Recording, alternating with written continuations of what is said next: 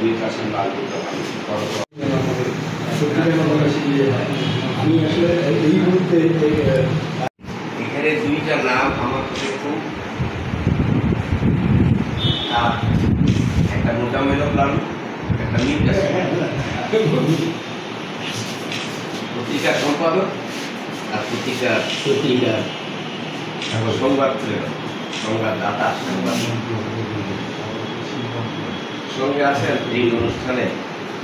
অর্থাৎ অর্ধশত বছর এই পত্রিকার বয়স হয়ে গেল। আমার জানা মতে এই যে জাতীয় বললেন, আনন্দ বললেন যে অতীতের কিছু এবং যে নেতা বিএনপির মনোনয়ন প্রত্যাশী উনি বললেন ভালো কাজ শুরু করার জন্য। আমার তো মনে হয় ভালো কাজের উদাহরণ এই পত্রিকাটাই আজকে। আপনার নাম শুনেছেন কিনা জানি না, 1969 সালে উপদেশ নামে একটা পত্রিকা ব্যাপক ফলে খুব বর্ধিত আকারে প্রকাশিত। এটা কিন্তু 71 সালের পরে অস্তিত্ব নাই, আজ পর্যন্ত অস্তিত্ব নাই। পূর্বদেশ বিলীন হয়ে গেছে, পূর্বদেশ বাংলাদেশ। এই যে উত্থান পতন, এই উত্থান পতনের একমাত্র দাবিদার বলে বলা যায় যে যারা কলম দিয়ে কাগজ দিয়ে মানুষকে অজানা জিনিস জানাবার প্রক্রিয়া করে, জানাবার প্রচেষ্টা চালায়, সেই লোকগুলির কিন্তু অনেক দিন বেঁচে থাকা প্রয়োজন। যেমন আমরা সবাই দোয়া করি এই পত্রিকা বড়তোয়ার আগে আরও কয়েকটা পত্রিকা জন্মগ্রহণ করছিল। আমার বেশ মনে আছে গণকণ্ঠ নামে একটা পত্রিকা প্রকাশিত হয়েছিল। এটারও খুব ব্যাপক প্রচারণা ছিল, ব্যাপক ফলে করছিল, সেটা কিন্তু আজকে না। আমার বলছেন এইখান থেকে এই বগুড়া থেকে দুইটা পত্রিকা হয়তো আরেকটা, ওটার কোনো খবর নাই। এটা কিন্তু একটা টিকে আছে, টিকে থাকবার কিছু বিষয় থাকে। এই যে বললেন আপনার সবাই একদম প্রত্যন্ত অঞ্চলে, গ্রাম অঞ্চলে গিয়ে যেখানে খবর পৌঁছায় না, সেখানে পর্যন্ত এই পত্রিকাগুলি যায়।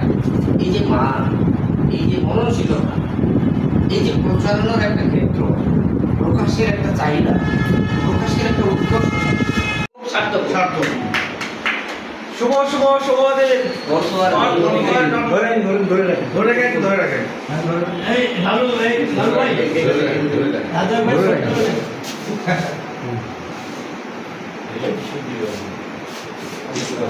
ধরে রাখেন একটু, আরেকবার হ্যাঁ, খাওয়া ধরে রাখেন তো। এখন খাওয়াই দেন। হ্যাঁ হ্যাঁ ধরেন, হ্যাঁ টাকার মিলে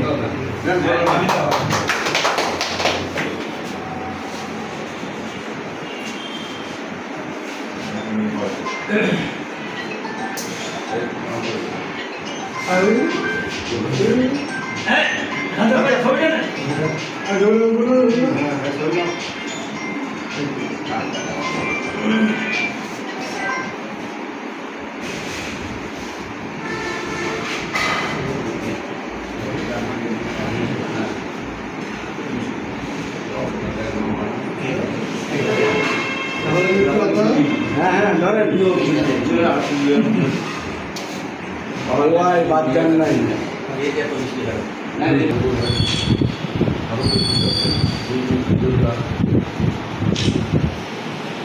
গর্ব এবং গত কয়েকদিন আগে তিনি মুক্তিযোদ্ধা জেলা সহকারী কমান্ডার হচ্ছেন আমাদের ভাই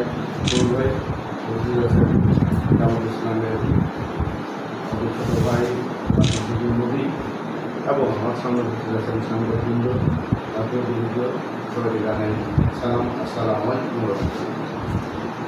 আসলে এই কর্তোয়া এক সময় সবার কাছে এসে যে কর্তা 160 জনপ্রিয় ছিল, আজও আগে জনপ্রিয় ছিল। এটা জনপ্রিয়তা থাকার কারণ ছিল যে অল্প দামের সব খবর পাওয়া যায়, এটাই একটা মূল কারণ ছিল। এই জন্য অন্যান্য